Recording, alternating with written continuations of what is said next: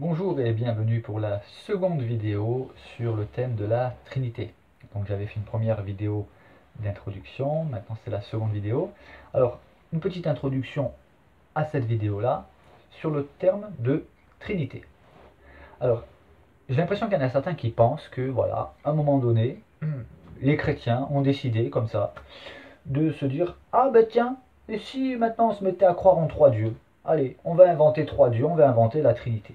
Est-ce que c'est comme ça que ça s'est passé? Est-ce que vous avez réfléchi à la chose?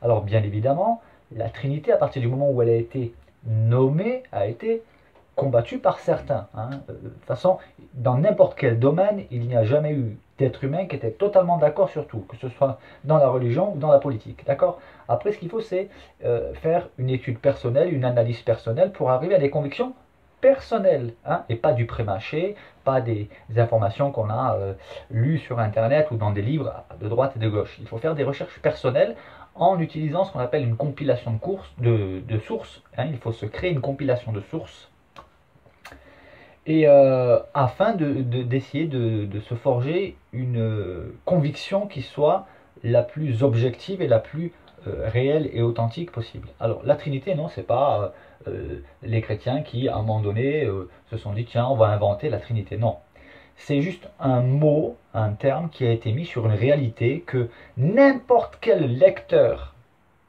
honnête et objectif des Saintes Écritures euh, sera obligé de reconnaître. Je ne dis pas de comprendre, ni même de pouvoir l'expliquer, mais de la constater. Et c'est de cela dont je veux parler, c'est cela que je veux démontrer à travers ces vidéos. Vous amener à constater, vous aussi, et de manière méthodique, et avec des références bibliques, constater qu'il y a vraiment un problème à nier la Trinité. Ça veut dire que nier ce qu'on appelle la Trinité ou la triunité, ça pose beaucoup plus de problèmes que cela n'en résout si l'on est un lecteur honnête et objectif des Saintes Écritures. Hein. Parce que si on lit uniquement les textes qui nous intéressent et qui semblent ne parler que d'un seul Dieu, qui n'est pas en trois personnes, on est malhonnête parce qu'on ne va pas tenir compte des autres textes qui, eux, sont là pour nous interpeller, comme une tape sur l'épaule pour nous dire tu l'as vu ça? Ah mais ça m'intéresse pas, je l'ignore, je préfère rester. C'est un petit peu comme Alors je ne sais pas si je l'ai ici, je ne l'ai pas. J'avais je m'étais fait fabriquer un cube avec des chiffres, et c'est comme si différents chiffres, comme un dé en fait finalement, hein. C'est comme si la personne dit moi je veux voir que le 1. Oui mais derrière il y a le 6, il y a le 3, il y a le 5, il y a le 4, il y a le 2. Non, non, non, moi je veux voir que le 1. Ben, ça c'est malhonnête, ou c'est alors de l'entêtement, d'accord? Donc moi ce que je propose c'est une méthode logique et simple. Certains prétendent connaître les Écritures, viennent en citant les Écritures, mais ne citent pas toutes les Écritures. Alors, les versets où il est dit il y a un seul Dieu, cela ne nous pose aucun problème, on le cite. Mais qui est ce Dieu et comment ce Dieu se présente-t-il dans les Saintes Écritures? Et force est de constater que c'est pour cette raison que le mot Trinité a été inventé pour mettre un mot sur une réalité qui est biblique. Dieu se révèle, Père, Fils et Saint-Esprit. Dans le Nouveau Testament, dans l'Ancien Testament, il y a Elohim, hein, ou alors dans d'autres termes, il y a le tétragramme avec les quatre consonnes qui n'ont pas de voyelle qui est traduit par l'Éternel ou le Seigneur. Il y a l'ange de l'Éternel, et là encore, je ferai des vidéos pour expliquer qui est l'ange de l'Éternel et mettre en évidence que l'ange de l'Éternel n'est pas un simple ange, c'est une créature tout à fait, enfin pas une créature, une personne tout à fait particulière. C'est Dieu finalement, hein. C'est Jésus-Christ avant son incarnation, mais ça je le démontrerai aussi de la même manière que je vais démontrer que le Saint-Esprit est Dieu sans être le Père, hein, voilà. Et puis il y a l'Esprit de Dieu, d'accord? Donc dans l'Ancien Testament il y a Dieu, l'Esprit de Dieu et l'ange de l'Éternel qui, lorsqu'on lit les différents textes, on constate que tous ceux qui ont vu l'ange de l'Éternel disent j'ai vu Dieu. Hein, et cela n'a lieu avec aucun autre ange ou aucun autre personnage. D'accord? Mais bon, je ne vais pas m'étendre davantage sur l'ange de l'Éternel. Le thème aujourd'hui, c'est l'Esprit de Dieu. Alors, on va faire par étapes. Je vais lire quelques textes de. Je ne vais pas aller très loin, vu que j'ai dit que je ferai des petites vidéos, enfin des vidéos qui ne dépassent pas les 15 minutes. Je vais essayer de m'y atteler. On va aller jusqu'au livre des nombres. Voilà. Hein. Donc, déjà, Ah oui, je souhaite revenir aussi un peu sur la Trinité. Donc voilà, c'est pas les chrétiens qui se sont dit tiens, on va s'inventer trois dieux. Non, il y a eu un constat. Et tout au long de l'histoire, l'Église, les différents docteurs, les éminents docteurs des Écritures, euh, ont reconnu, hein, la grande majorité des chrétiens, excepté certaines sectes, hein, mais reconnaissent la Trinité comme étant biblique parce qu'elle est biblique. D'accord, voilà. Alors, le premier texte que nous trouvons se trouve dans le premier livre de la Bible, la Genèse, le premier chapitre et le verset 2. Alors, verset 1, il est dit au commencement, Dieu créa le ciel et la terre était informe et vide. Verset 2, il y avait des ténèbres à la surface de l'abîme. Alors, l'abîme, c'est quoi? Ce sont les océans. Hein. Et l'Esprit de Dieu se mouvait au-dessus des eaux. Alors, qui est cet Esprit de Dieu? C'est une question, alors, pour les détracteurs, pour ceux qui disent oui, il n'y a pas la Trinité, etc. Faites-nous des vidéos où vous allez nous expliquer qui est l'Esprit de Dieu. Mais faites un travail sérieux. Qui est cet Esprit de Dieu? Est-ce que l'Esprit de Dieu est Dieu? Est-ce que l'Esprit de Dieu est une personne à part entière? Ou pas? Parce qu'il aurait pu être écrit, il y avait des ténèbres à la surface de l'abîme, et Dieu se mouvait au-dessus des eaux. Mais là, il est dit l'Esprit de Dieu. Et nous allons voir au fur et à mesure que nous allons avancer dans toutes les Écritures, parce que j'ai relevé toutes les références, même s'il doit y avoir 80 vidéos, il y aura les 80 vidéos, mais ce sera un travail sérieux qui sera fait, où tous les textes qui font mention de l'Esprit de Dieu seront traités. Alors la question qu'il faut se poser, c'est qui est l'Esprit de Dieu? Et nous allons voir que l'Esprit de Dieu, au fur et à mesure que nous allons avancer, est Dieu, mais n'est pas le Père. Il n'est pas Elohim seul. Il est Dieu, mais il est distinct du Père. D'accord? Mais cela est encore beaucoup plus flagrant dans le Nouveau Testament. Mais là, il est question de l'Esprit de Dieu. Pourquoi il n'est pas écrit simplement Dieu? L'Esprit de Dieu. Et nous allons voir qui est cet Esprit. Et d'ailleurs, Dieu parle de son Esprit. Il dit, on va le voir ensemble plus loin. Hein. Donc l'Esprit de Dieu se mouvait au-dessus des eaux. Alors se mouver, ça veut dire il planait, il voltigeait quelque part. Hein. C'est le terme original. Mais il y a aussi la notion de couver. Comme une colombe, d'ailleurs c'est l'image qui est reprise dans le Nouveau Testament, couve les œufs, hein, de sa descendance. Voilà. Donc il était là, dans l'attente. Dans l'attente de quoi? Que la parole soit prononcée. On voit l'action clairement dans la Genèse, l'action de Dieu, le Père, de son Esprit et du Fils, car Dieu a tout créé par sa parole. Mais restons-en pour l'instant à l'Esprit de Dieu se mouver au-dessus des eaux. Il était là.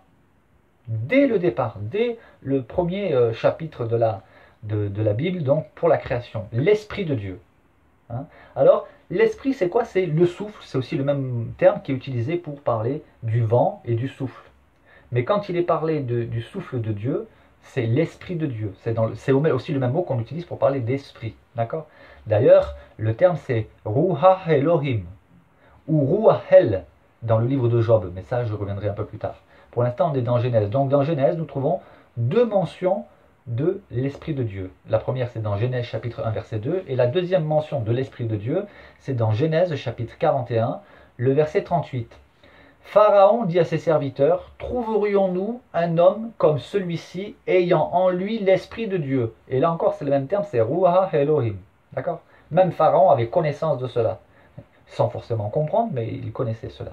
Alors, de qui parle-t-il ce Pharaon? Il parle d'un homme qui s'appelait Joseph, qui était le fils de Jacob, un des fils de Jacob. Et ce Joseph, lui, a vécu beaucoup d'épreuves. Il s'est retrouvé accusé, vendu par ses frères déjà, vendu comme esclave. Il va se retrouver en prison accusé de viol alors qu'il n'a rien commis. Mais Dieu était avec lui. Dieu bénissait tout ce que Joseph entreprenait, même dans les difficultés. Et ce qui va se passer, c'est que Pharaon va faire un songe et il va appeler tous ses magiciens, tous ses sages, tous ses astrologues, et personne ne va être capable de lui donner l'explication. Or, il s'avère que l'un des personnages de l'entourage proche de Pharaon, c'est-à-dire les chansons, celui qui avait la responsabilité de s'occuper de l'intendance logistique de tout ce qui est alimentaire, les boissons, etc., lui avait été en prison et il avait fait un songe, lui ainsi que le panetier, c'est-à-dire le boulanger. Hein. Ils avaient tous les deux fait un songe et les choses se sont accomplies comme Joseph, c'est-à-dire ce personnage dont Pharaon parle, donc le fils de Jacob, avait donné l'explication, parce qu'il avait reçu l'explication de la part de Dieu.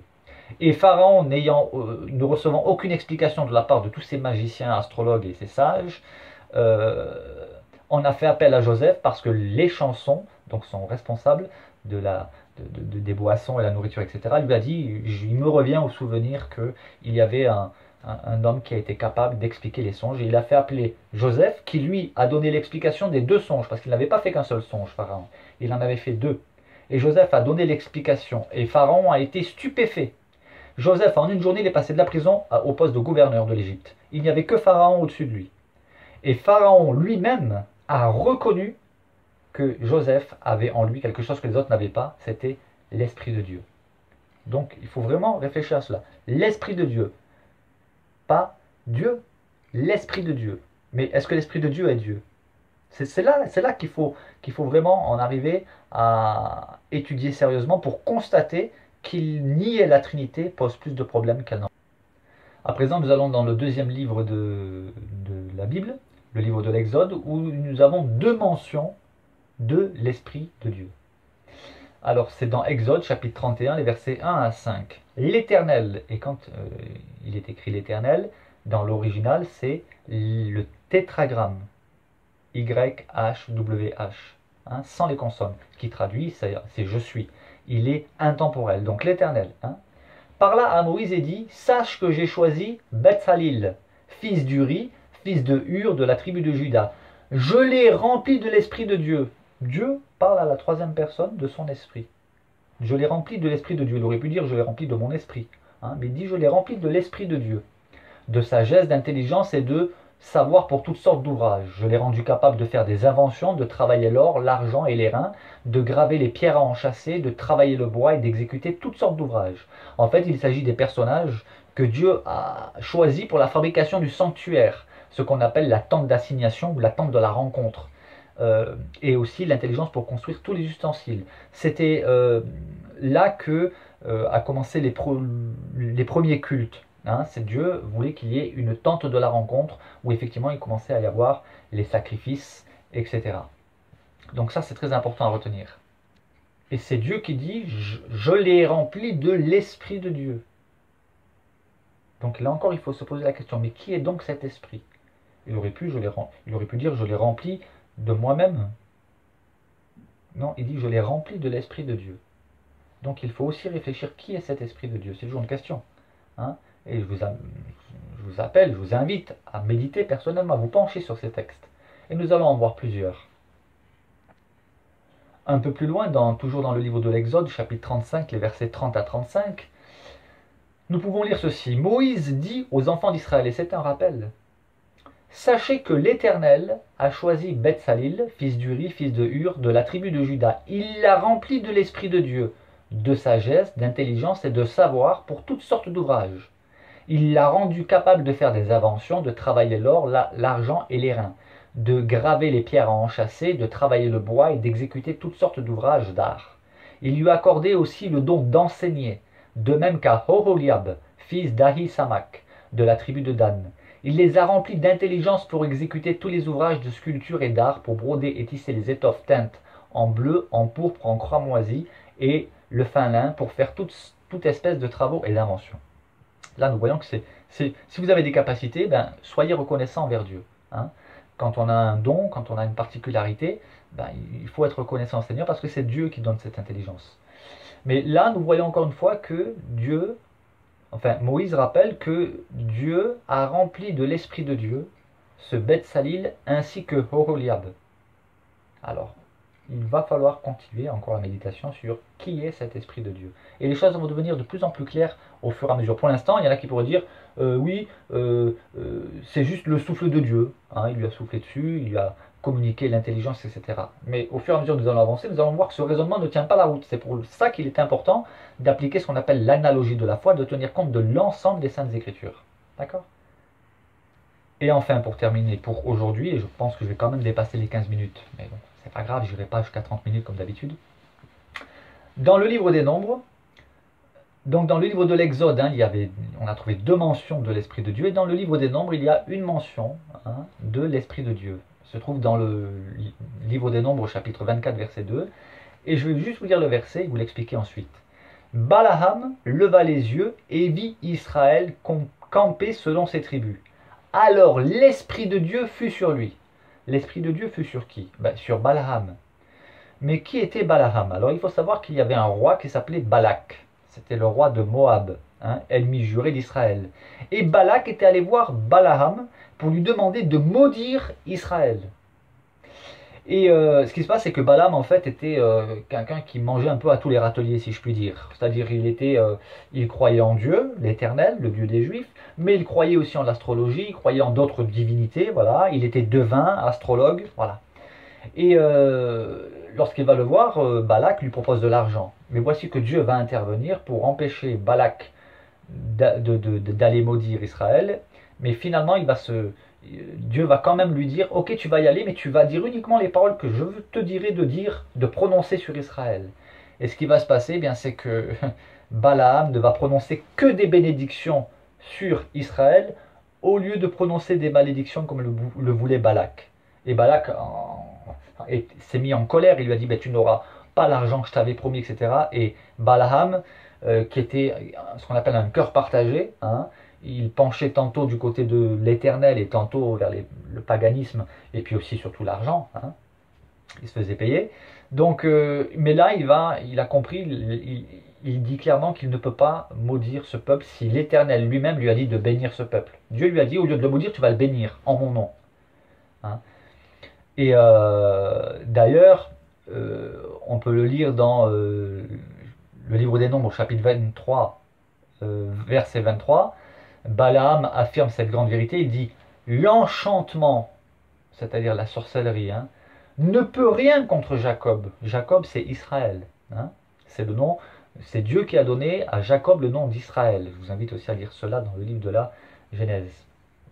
Donc, Balaam lui-même, ce devin astrologue qui est multicarte, si je puis dire, et qui, à ce moment précis, va être utilisé par Dieu pour prophétiser sur Israël et bénir ce peuple, il dit « L'enchantement ne peut rien contre Jacob, ni la divination contre Israël. » C'est-à-dire les devins, les sorciers, les marabouts, tout ça, ils ne peuvent rien contre Israël.